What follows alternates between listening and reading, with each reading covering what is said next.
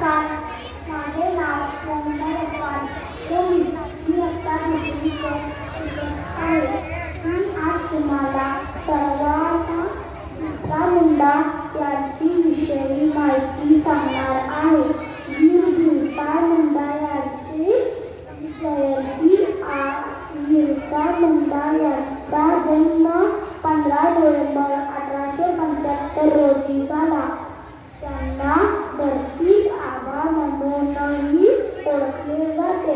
त्यांनी आदिवासींचे जमिनीवरील हक्क आणि स्वातंत्र्यासाठी ब्रिटिश शासनाविरुद्ध लढा दिला.